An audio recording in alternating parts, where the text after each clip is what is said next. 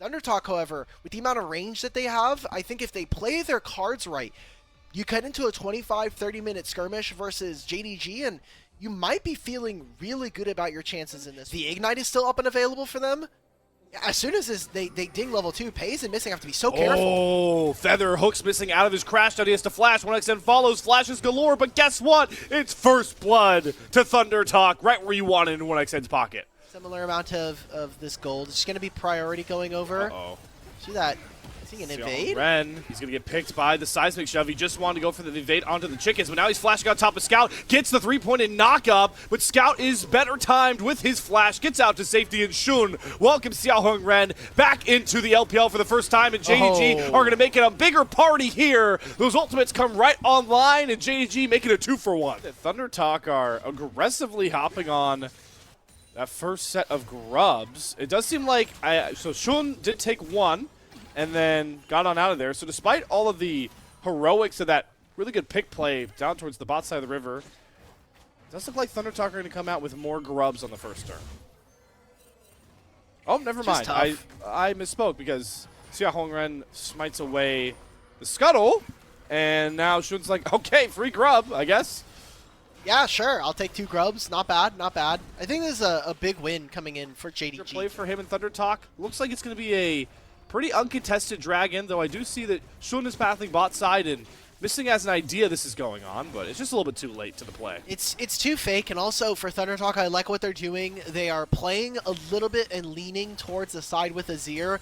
We've been seeing this all, time and time again. They're set up in the game. They haven't even lost mid-push. They still were able to grab that cleanse out of phase. Just being able to slowly take these things off. The first combo is Missing, throws down that Magnet Storm. Immediate bullet time there from Pays. They don't get the kill on the Feather, but guess who's going to try and grab it? It's Scout. Immediate depth charge over top, but Xiao Hong Ren cannot protect his lovely support. And right on cue, the global ultimate impact of JDG's composition. See, this lineup brings the patience of it, letting the game come to them here, because we've seen a lot of teams kind of run headfirst into that grub pit to try and contest them, but it seems like CT are more looking for the kill onto Scout, who does have his flash but does not have his Weaver's Wall. Orenhorn committed along with the Emperor's Divide, and they're going to corner Scout in the alcove, and Hoya's going to bop him down. Kill found, but what does it potentially cost TT on the backside? Doesn't seem like too much here, as that last grub is going to be secured by Xiao Hong Ren without the smite, so everything gobbled up by TT here on this top side. Good collapse coming in from ThunderTalk turns into a pretty big win for them. There is a teleport available for Hoya. The dragon has spawned.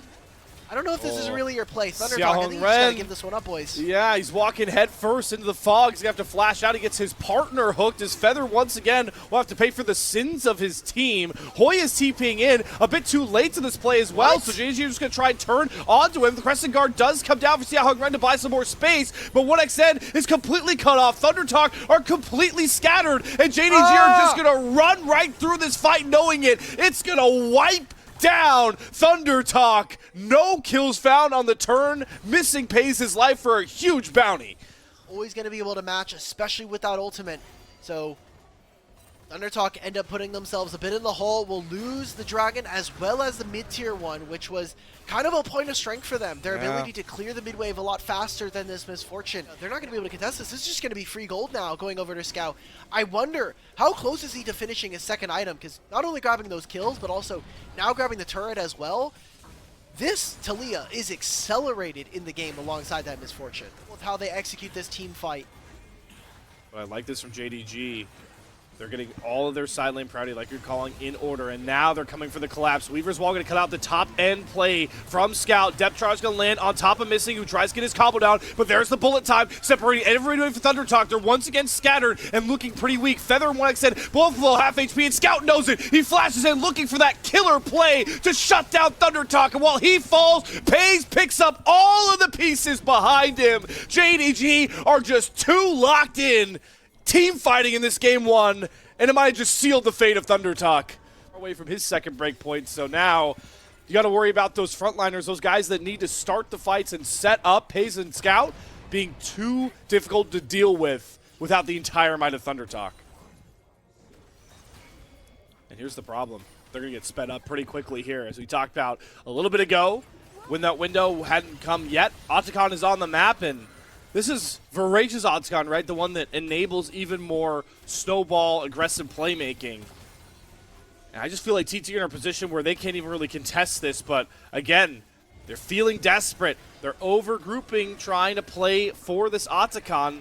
They're teleporting in Setab, so dropping more side lane prio, but for now, Xiao Ren has gotten Xun off of this Voracious Octagon, but you know Xun wants to go for the smite, something that he struggled with a lot in the 50-50 position. He lost that 50-50 to Kanavi not too long ago to seal their fate in Game 2. How does it look up against the rookie? Xun is locked in, immediately snags that, and now everybody on JDG have false lives. Sure, they lose Xun off of the immediate play, but missing crashes down and sets up a beautiful bullet time from Pays. Everything going the way of JDG. They are just a league above ThunderTalk right now. Amazing about JDG's spot in this game. Now almost 10,000 gold, and it feels like they haven't really missed a step in this game. There's been some instances, obviously Scout has fallen, but you are totally okay with that, especially with how they've played this game so far. I mean, just look at the gold leads specifically in those damage dealing lanes here. Is right on cue. Pays maybe get a little bit too cute trying to toy with Hoya, but maybe he's baiting all along with Xun and Ala there to protect him. The big beefy boys up front, not letting their misfortune go down. Oh. We're not going to talk about that in Pale because Xun still gets the kill over onto Feather, and with those false lives for another minute 15, they can play as much full court press as they want onto the base of ThunderTalk. Now, fans at home, you might be asking, why are these casters surprised that JDG are even playing half this well? It's more of that consistency. This is the kind of game that I'm expecting from JDG against every other team outside of top 4, top 5. But JDG have been famously inconsistent, as have many of our LPL teams. So we'll see how they close this one out. Man, they're looking to go for the record of quickest game here in the LPL. The way that Scout is diving in with that Weaver's Wall under 2 Nexus turrets. Bullet time comes down again. This time, Hoya does a pretty good job canceling out Pays. Step Truck's going to come over across as well to back the misfortune off these Nexus turrets. But Setab's going to have to do a ton of work with these Sand Soldiers to keep JDG at bay. He goes in for the Shreeman Shuffle, gets one, but it's onto the Scion, who will happily recall back as they lose Setab. They lose their main wave clear. A tier 2 turret that I really feel like they should just let go. But here we go. Oh. They're going to get caught here by Scout. Good Emperor's Divide, though. Throws Scout into all of TT, but he had the stasis there. Flashes back out to safety. Turret goes down. Setab falls as well. ThunderTalk have lost their 1-man, 2-item power spike Azir, and they look completely scattered, completely shot down. The bullet time may go wide for Pays, but at this point, it doesn't really matter. JDG are just so much stronger. They are completely outclassed ThunderTalk in items, in gameplay, and just game 1 overall. Final touches being done by Pays. He throws down a couple more double taps. It's only Hoya left, and even he falls. A clean ace comes across for JDG, and potentially their cleanest game of the Rumble stage. 25 minutes to take a 1-0 lead over ThunderTalk. Hey, taking care of business. That's what we want to see from JDG. And now that it's the back half of the split, we had a lot of questions. I mean, JDG just last week replaced their coach. I guess we're getting Nocturne, Aurora. Please pick the Aurora. Nico, Pop Blossom. No, ThunderTalk, no. There's just too many pieces that like don't fit here. When you have this Kaisa as your AD carry, usually laning phase is not your strongest suit. Ooh, the movement speed from heal, actually. Nice dodge from missing. Yeah, big there. Big to both dodge out is... Mid and jungle shift down. Good there for Xiao Ren to cancel out the stun, but it's way more damage out of Scout here. Xun trying to buy as much time with his damage blocking, and everyone's flashing all over the place. Traded kills here as Feather picks up Xun. Scout, though, able to find a kill of his own, and Pays flashing forward with the 4th shot. Gets the bouncer grenade to find one, and he's going to ramp up the rest of these kills. Nobody's watching Pays, but everyone's watching him now for ThunderTalk as he just pops all 3. Griv pays the triple kill. Another disastrous first skirmish for ThunderTalk. Maybe a little bit less so, but already here in game number 1, he's playing really, really well as Ala? Croc is throwing down here. How do we even get into this scenario where 1xN is anywhere near a level 6 Renekton? I'm just, again, curious how 1xN even ends up that close to a Renekton. All it doesn't even burn his flash, right? It wasn't like a flash stun engage, pop dominance, drop all your damage. Who knows? All it goes down as is a big opening further for JDG. Turret plate, now they're on to the grubs.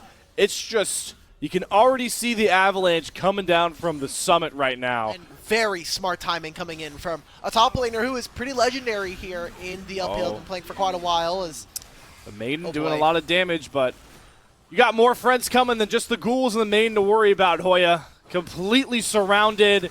JDG, it feels like they're playing 6-on-5 the way they're moving around the map right now to just punish ThunderTalk over and over again. That's another wave that's going to be lost. Initial round robin is inconsistency from everybody. So the second half, it's integral, especially I'm glad you brought up the international stakes of the LPL, that we start seeing teams lock in and knock down opponents they're expected to and look just as polished when it comes into those bigger matchups when you're JDG of the Sneeko, this Nocturne, the Ahri coming in, and the Kaisa as well. And that's the only way they can come back in this game. All right, can they make this play? I mean, oh boy, Setab is so caught. That is Solar Flare into a Deadly Flourish. Setab was locked up for a solid 5 seconds, and they're just knocking down ThunderTalk like bowling pins. Right now you see that ThunderTalk trying to play through Fog of War. They're going to grab themselves more of these grubs, but how useful is this really going to be, Slayer? How often have we actually been able to see them hit these turrets? Because right now, I'm looking at the minimap, 2 minutes before plates are down, every turret is fully stacked on plates. Making sure you're on top of waves across the map. They've just been lackluster here for TT, and JDG are playing with a whole new confidence by this point. I mean, Hoya is walking right. I mean, Jala is walking right into Hoya, trying to shut him down. They have the Nico there to kind of jump out of the brush and say, hey, we've got more members here than you think, and that might actually pay dividends with the lights coming out here. Alla drops. That is a shutdown gained and going into 1xN's pocket. But it's cool that you got a kill. I just still don't think it's worth it. Hey, I'm just trying. It's little wins.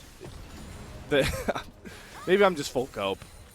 That thing is. The effect, yeah, it's okay. Just like ThunderTalk's hopes of automatically qualifying for playoffs. It's in there. Okay. It was a fun. They're gonna grab themselves the dragon. So, Slayer, we are at a point now where just for ThunderTalk, just to take a lead and create even more of a problem for their opposing team here. I mean, that was a full combo from Setab, and Scout is still half healthy. He's going to use the Realm Warp to buy a bit more space as they do spot Feather coming over.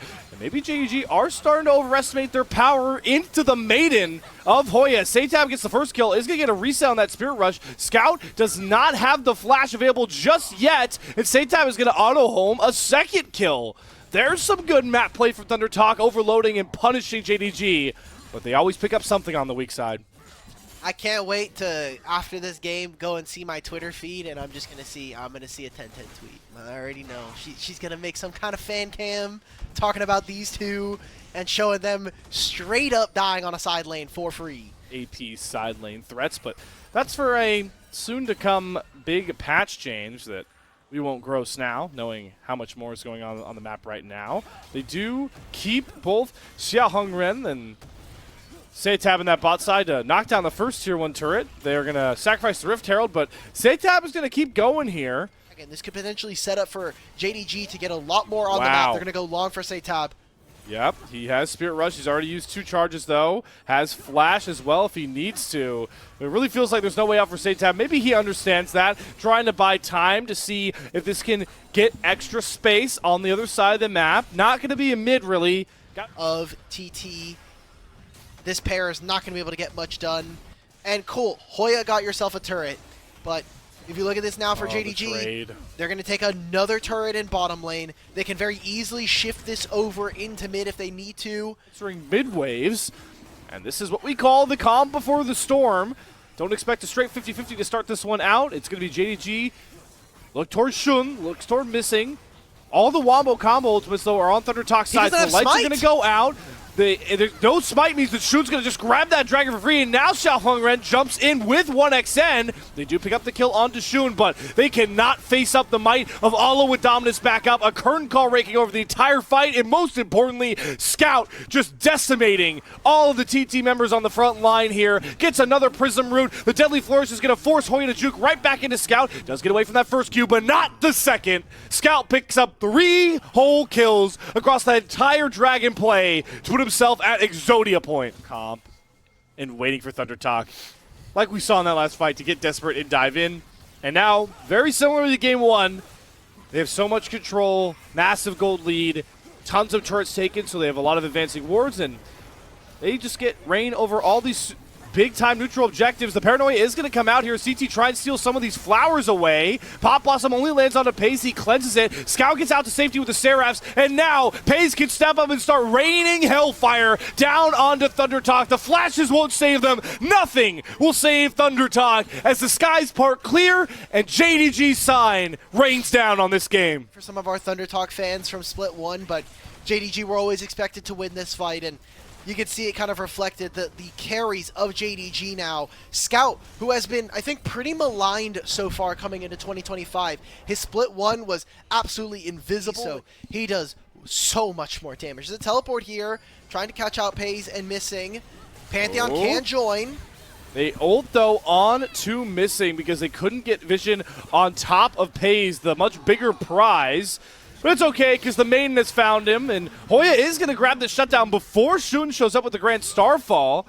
Another example of ThunderTalk punishing one sideway from JDG pretty well. Can teleport if he needs to, and Hoya always has to play to that same side of the map now. Has to mirror Scout, who once again is so safe with the Realm Warp. That time the stun doesn't land for missing Solar Flare, but guess what? Deadly Flourish makes it so much more potent of a pick play. The 1xN has to burn Flash, burn Cleanse to get to safety. Xiaohongren and Feather try and re-engage, but they can't do anything without Satab. 1xN here. Missing goes low once more, does get picked off. The Paranoia turn coming out for TT once again. But the lightning just doesn't follow the thunder right now. Nothing is following these plays for TT. It's just Scout showing up in the nick of time, trying to once again show that he is back in that form to push JDG over the edge in the Rumble stage. Already started to kind of bully the Pantheon away. I mean, he's just going to get much more HP. Scout's going to also be able to Realm Warp them. This should be their Infernal Soul. Good stun from Shun. He actually gets it done on his own. He says, guys, I appreciate you coming, but you're just going to watch as Hoya drops to Shun, and when the York is losing to the Pantheon jungle, just further personifies how different. This is like our soap opera. This is like our soap opera in the middle of this game, you know? It's the battle of the two top laners. Unfortunately, Allah is just a goat like that. So, okay, well, Baron's gone. Xiaohongren is completely decimated. Oh, this is a fleeting hope from ThunderTalk. Again, they had to do it. They have to try and do something to stem the bleeding. But this game is turned all red in the name of JDG. Another triple kill comes across. The curtain call hits its mark. That's the ace.